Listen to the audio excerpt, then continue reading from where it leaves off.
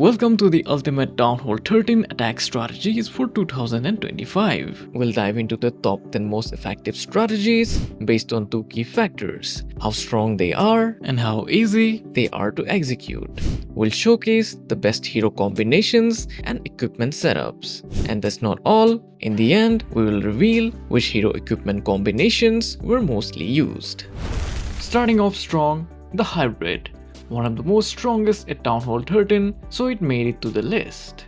While there are several ways to execute this attack, we'll keep things simple and effective. The setup relies on heroes playing key roles. The King uses the Spiky Ball and Earthquake Boots. Queen goes with Magic Mirror and Frozen Arrow. Skipping the Healer Puppet here, I'll explain later. The Warden with 2 books, while Royal Champion uses the Electro Boots paired with the Seeking Shield. This combination is crucial. We always start by creating a funnel with the Queen and taking out the clan castle troops. Deploy her on this side to target a heavy compartment. Here's why we are not using the Healer Puppet. I want my Mirror Queens to come up near this heavy compartment, but at the same time the healers will spawn there, which in turn obliterate the healers instantly. So it's better to leave them out and bring the Frozen Arrow. Back her up with Super Barbarians and keep an invisibility spell handy. Rage her through the heavy hits and use Super Wall Breakers to open up paths. Drop Poison spell on the clan castle troops and only pop the Queen ability when absolutely necessary. If she falls after clearing the compartment, it's still a good trade. On the opposite side, deploy the King and Siege Barrack to set up the second funnel. Once the path is ready, bring in the Miners, Hog Riders, Warden, Royal Champion, and a few Headhunters. Time the Warden's ability to shield hybrid troops and Headhunters as they power through enemy defenses. The Royal Champion's Electro Boots are a star in this strategy. They shred through skeleton traps and deal passive splash damage, making her incredibly effective near defenses. Pop the King's ability outside that will send the Siege Barrack P.E.K.K.A. and Wizards straight into the base. Keep an eye on the hybrid troops and heal them when needed. Here's where the Seeking Shield comes into play. If a single target Inferno locks onto the RC, the shield acts as her lifesaver, especially if you do not have a free spell handy. Finally, deploy the cleanup troops to finish off the base. Coming in at number 9, we have got Twin Hogs, slightly stronger and easier than Hybrid. The combination is smaller, making it less complex to execute. We are sticking with the same hero equipment setup as the previous attack. We'll start with the Queen Charge to take out the clan castle troops and create a funnel for the main army just like the last attack. Since we are not using Super Barbarians this time, Baby Dragons will handle the funneling duty. There is an open wall in the base, so the Super Wall Breaker might wander off. But that's not a big deal. Always keep Freeze and Rage spells handy to keep the Queen alive, and have an invisibility spell ready just in case.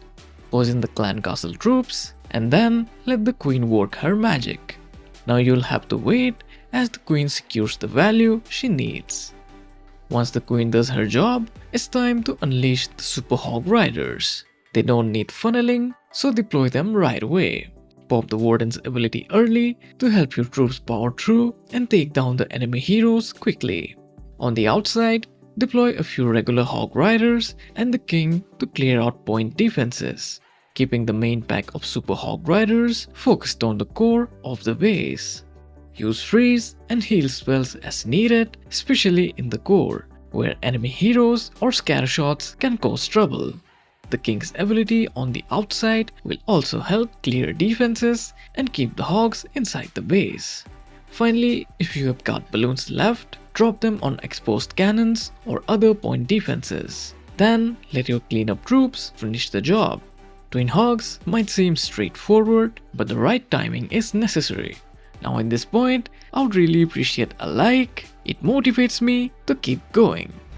Taking number 8 spot, we have got Queen Charge Lalo. Since Lalo is a category of itself, we have selected this strategy to represent this section. The setup is straightforward with the same hero equipment as before except the Royal Champion. She wields the rocket spear for the extra burst damage. As with any lalo attack, the first step is funneling and taking down the enemy clan castle using the queen charge. However, in this base, the high value targets and the clan castle are on opposite sides. To solve this, we send the RC first, aiming to clear a solid chunk of the base while also pulling the clan castle troops. Her rocket spear gives her the extra reach, making this section of attack smoother. Once she's done with her job, we start the queen charge. The king and super barbarians will assist carve a path for her. The compartment she's targeting is packed with value, so we want to get as much value as possible. This is where the magic mirror equipment shines. As for the king, try to get him to throw his spiky ball at a key defense like an expo, while also using him to soak up eagle shots. Managing the queen's ability is critical, only pop it if absolutely necessary, if you're out of spells to keep her alive. If all goes well, she will handle the key strats before we shift our focus to the lalo. With both sides funneled, the logical entry point for the lalo is here. Deploy the lava hound and balloons in waves. Send in the headhunters and use an early warden ability with haste spells to power through enemy heroes. The stone slammer and additional balloons on flank will help dismantle the remaining defenses. Freeze spells are key in this section. Use them wisely in this compartment to maximize impact. Even if the queen goes down, it's not the end of the world. Her healers can still provide value by soaking up seeking air mines or tanking for balloons. With cleanup troops already deployed, securing the triple is just a matter of time. Taking the number 7 spot, we have got Bowitch. There are lots of ballers and witches variations, so we have selected this strategy to represent the whole section. The hero equipment remains mostly the same. King, Warden and RC stick to their usual combo, but the Queen goes with the healer puppet for this one. We start by zapping out 2 Inferno towers. Since 4 lightning spells aren't enough, we use 5 along with an earthquake to finish the job. Once both Infernos are wiped out, the path to a triple is wide open. Next, it's all about the spam, so drop the golems first, followed by the witches, spreading across the battlefield. Then if the enemy heroes are nearby, send the headhunters to deal with them. Then deploy bowlers along the flank for maximum destruction. To open up the base, send in log launcher and wall breakers. Then deploy all the heroes except the RC. She stays in reserve as our backup plan. In this case, if something stays standing, we send the RC to handle it. The Warden's ability should be used early to protect as many troops as possible. The RC's rocket spear easily clears out the Inferno, but if the enemy king steps in, a headhunter is ready as a backup. The king's ability is best used near heavy defenses to break through quickly, but you can also hold on to that and open the final compartments with it. And if you have root riders in your clan castle, they will help punch through walls. At this point, it's a clean sweep and the queen's ability can be swagged, but I will use it just to finish things faster. And that's another triple in the bag. At number 6, we have got Super Archer Bomb. It is so versatile that you can pair this strategy from Lalo to Electro Dragons. But for this attack, we are sticking with dragons, where the main focus is on Super Archers. The first step is identifying a high value area to bomb. In this case, the Eagle Artillery, X-Bows, and the enemy queen are prime targets, along with additional defenses. We'll send the blimp from this side, using balloons and rocket balloons to clear out the air defense first. We are also pushing against an air sweeper, but since the target isn't too far, it won't be a major issue. Though, in general, it's best to avoid attacking into a sweeper. Inside the blimp, we only have super archers. I could have included a super wall breaker to open the walls and expand their reach, but I wanted to showcase a pure super archer approach, so it's super archers only. Once the blimp lands, we cycle through invisibility spells, maximizing damage. If you can take out defending CC troops, then it's great. But if they survive, it's not the end of the world. Now we start the dragon phase.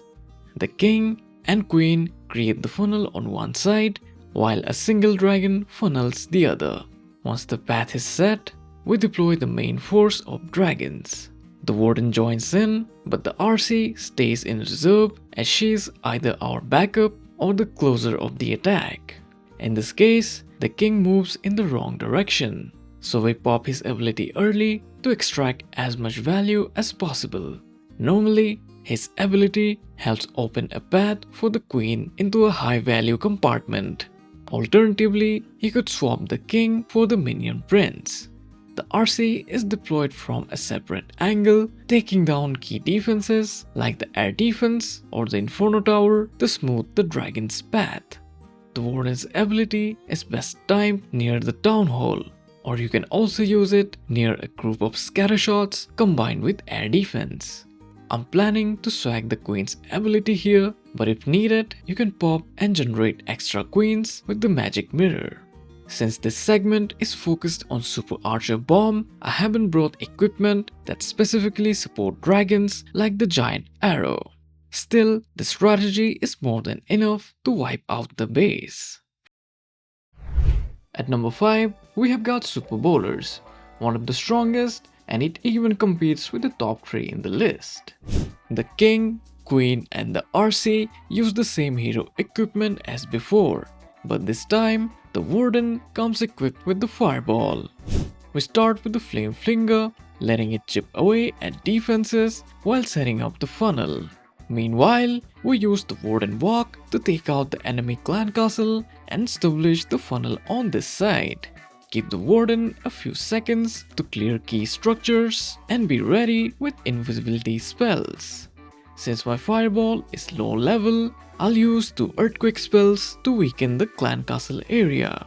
Once the defenses are softened, we make them invisible and pop the warden's ability to wipe out a huge chunk of the base instantly.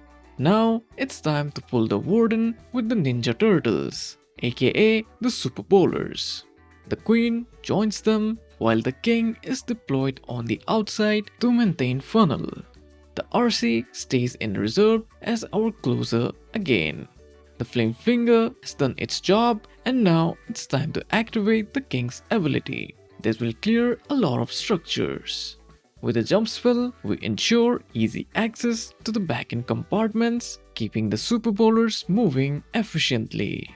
Finally, the RC comes in from the separate angle, targeting key defenses like X-Bow and Inferno Tower. We freeze the town hall and raise Super Bowlers at the right moment to maximize double damage, securing the second star. Once again, the attack is so strong that we can swag the queen's ability, sealing another dominant 3-star. At number 4, we have got Electro Dragons. The strategy does not need any super troop, yet it is so powerful. The equipment combination is straightforward, with the king staying default, the queen with the giant arrow and halo puppet, the warden carrying eternal tome and reed gem, and the RC with spear and shield. The first step is to set up the entry. We start by firing the giant arrow to eliminate at least one air defense and an air sweeper facing the direction of our attack. This ensures a smooth path for Electro Dragons. Next, we begin the funneling with king and queen. The king's ability is used early to open up a pathway and deal some good damage, while an Electro Dragon is deployed to help push the queen back inside. With the funnel nearly complete, we reach the queen effectively, turning this into a mini queen charge. Over on the other side, we deploy the flame flinger for additional funneling. We will also deploy a yeti for tanking the mortar. The enemy clan castle troops move to the queen, but we handle them easily with a poison spell. Once the setup is complete, we unleash Electro Dragons, balloons, and the warden. An early raid spell and early warden ability are crucial as we enter the core, allowing us to soak up traps and mitigate the eagle artillery strikes. If necessary, we can keep the queen charge alive using an invisibility spell. The RC is deployed from a different angle, targeting key defenses like this compartment. To ensure a smooth attack, we freeze the enemy queen so she doesn't distract our RC. With plenty of free spells available, we can invest them wherever needed to keep the attack strong. The Flame Flinger continues dealing damage, and when it runs out of target nearby, it starts attacking walls to go over there. That only happens when the attack is overwhelmingly powerful. At number 3, we have got Yetis, a simple, incredible spam strategy that racks bases. The composition is straightforward, with the king, queen, warden, and royal champion using their usual equipment. The attack begins by selecting an entry point that allows us to take down the eagle artillery early. We deploy a line of Yetis followed by witches for additional support. Ice golems and headhunters are included if enemy heroes are nearby. The log launcher is deployed to start weakening walls, making way for the main push. The RC is deployed from a different angle, tasked with eliminating an important defense, like the scatter shot. As the attack progresses, we poison the enemy clan castle troops and time the warden's ability to protect remaining headhunters while also shielding our troops from the eagle strikes. To ensure our troops reach the back end of the base, we use the jump spell to connect them to a high value compartment. Meanwhile, Root Riders clear a path to final sections, allowing us to save the King's Earthquake Boots for extra damage in the last phase of the attack. With the final push in sight, we drop a Rage spell and use any remaining hero abilities. However, even if we choose to swag them, the attack is already overwhelming and victory is just seconds away. At number 2, we have got Super Witches, undoubtedly the strongest attack strategy with super troops. The setup is simple, with hero equipment staying mostly the same, except for the warden who comes equipped with the fireball. The attack begins by setting up the later part of the funnel with the Flame Flinger. It's important to check for Teslas, and if you find skeleton traps, use wizards to clear them out. For the primary funnel, we start with the Warden Walk to take down the enemy clan castle. If the fireball level is low, 2 earthquake spells will help maximize its effectiveness. Since we have plenty of invisibility spells, we give the Warden a few seconds to get into position before using the invisibility spell and the Warden's ability to eliminate a crucial compartment along with the clan castle. Once the Warden has done his job, we pull him with the main army and set the funnel on the opposite side using the queen or other troops. The king is sent alongside the super witches this time to help break through the compartments. A jump spell is placed for the initial entry, guiding the troops inside. The king's health has dropped, so we pop his ability to make the way quickly. Meanwhile, the Flame Finger does its job, creating the perfect pathing before popping open. As the troops push deeper, we freeze heavy defenses like the Town Hall when everything is grouped together. Finally, we deploy the Royal Champion to clean up defenses on the outside. The Queen's ability isn't necessary, but we'll use it anyway to wrap up the attack faster.